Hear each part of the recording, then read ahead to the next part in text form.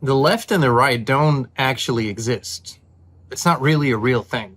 This is something that some of the most intelligent people I know have a hard time grasping, because they say to me, what do you mean? There's a party that stands for what the left believes in, and then there's a party that stands for what the right believes in, and that's in America, where there's a two-party system. And then, of course, there's all the other nations, and many European nations have, 10, 15 parties. And so people say, but there's so much variety. You have people in the center, people close to the center left, and then far left, and then far right, and everything in between. But that doesn't actually exist, folks. These are capture clubs. What does that mean? That means that the parties exist to capture a certain section, a certain segment of the population, and bring them into their sphere of influence. And ultimately, if you look at all parties, left, right, center, and everything in between, they are all moving in the same direction and historically have been, which proves that the left and the right actually do not exist. They're just thought concepts.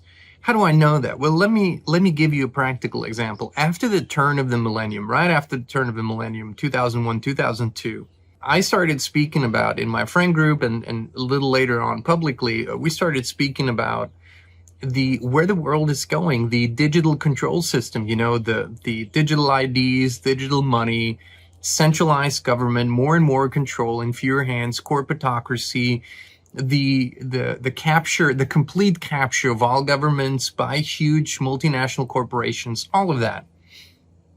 And when I started speaking about it, maybe there was a Democrat government in place, or maybe there was a left-leaning government in place in one country, a more right-leaning, a more center-leaning. So maybe it was all over the political spectrum at that time.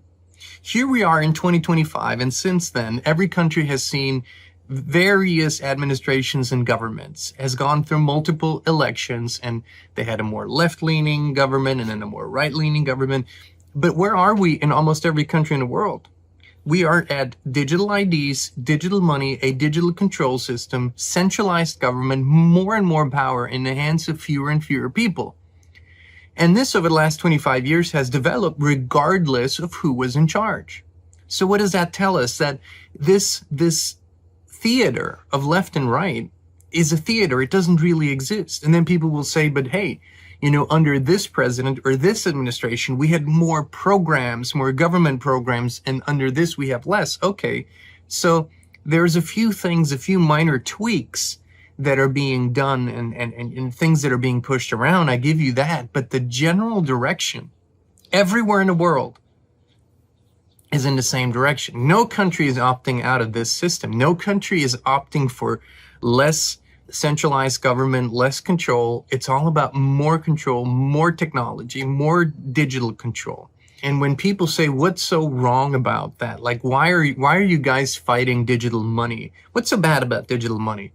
Okay, so most people think that if you have a dollar or a euro today in your hand, it's the same as having a dollar or a euro in your app.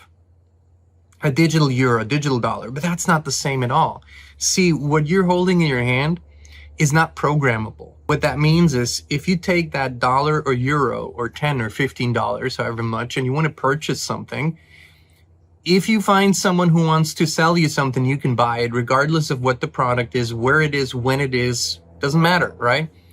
But when you have a digital currency, a digital dollar or euro, here's what can be done with that. That money can be programmable, meaning it can be decided what it can be used for and what it cannot be used for. So it might buy you a banana, but it might not buy you a gallon of gas. It might allow you to pay your rent with it, but it won't allow you to travel with it because you can program what it can and cannot be used for. Then, of course, it can be tracked and traced. So there's absolutely no privacy, no anonymity whatsoever. And then it can also expire. You can program money to only be valid until a certain expiration point. So let's just say you get your paycheck or you get your universal basic income in your account, and then you want to save some. But the money says if you don't use it by the end of the month, it's just going to delete. It's not going to be valid any longer. So then you can program that money so that it can't buy stuff that you might want to buy, like meat or whatever, and it expires, so you can't save it. You can't leave it and save it for a rainy day. And there is no privacy whatsoever. So these things have been in the works for a very long time. And the capture clubs, the Democrat Party or Republican Party or the left and the right and everything in between, all these fights and clashes are basically to keep people distracted from the bigger picture and never let them see that they're all falling for one big club that operates under different names. And don't get me wrong, within these parties, within these systems, there's always great people that either can't see the left and right game, the paradigm, or that just are so good-hearted, they go into that system and do good things and do their very best to do good things. So it's not about not having good people in there. It's about a certain level of naivete and not seeing the system for what it is. And think about it too, that the only solution throughout the last 100 years or so that's been offered is vote different.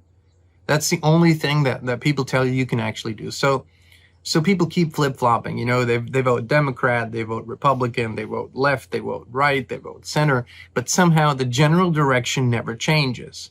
What that tells us is that the entire system and the spectrum of political parties and the fake spectrum of left and right is owned by the same entities, by the same group of people that steers and sort of manipulates these groups for their purposes. And fundamentally, what these parties and political systems do so well is they take good, really good ideas, and then they rebrand them and make them their own. And so here's a big problem that then emerges. If you identify, generally speaking, with the left, because there's a few ideas in there that you really like, now you're not allowed to like anything that the other side presents, even though you might agree with some of those ideas, because they're not left, they're considered right. Because you have been programmed to see it that way, when in reality what exists are only ideas. That's all that exists. Some are really great, some are really bad. And as soon as we label them and classify them, we get tribal, we get territorial, we get sucked into a game that does not serve us. So you might have been a lifelong Democrat, but you don't agree with that any longer because the party's changed so much.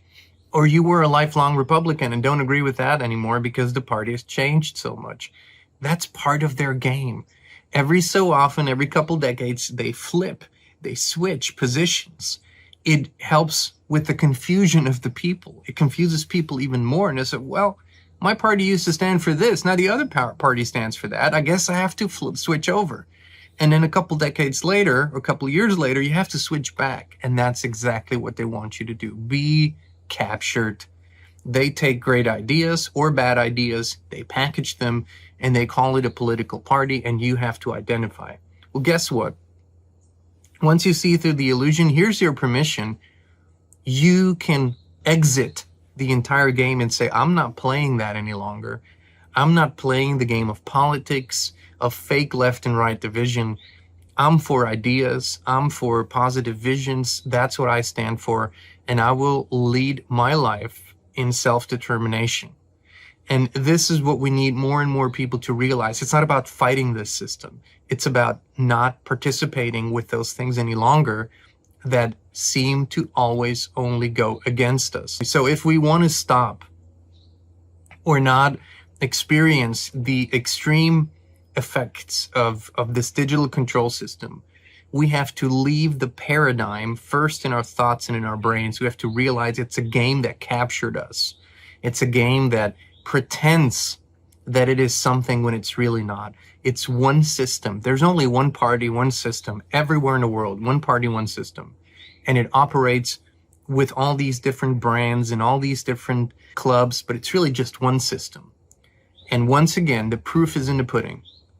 The entire world is moving in the exactly same direction. more or less. Minor tweaks and changes here and there, but everybody's going AI, everybody's going digital ID, everybody's going digital currency. They name it different. Some call it a central bank digital currency, others call it a stable coin, others call it crypto, but in the end, it amounts to exactly the same system. So think about it. This is just something to think about.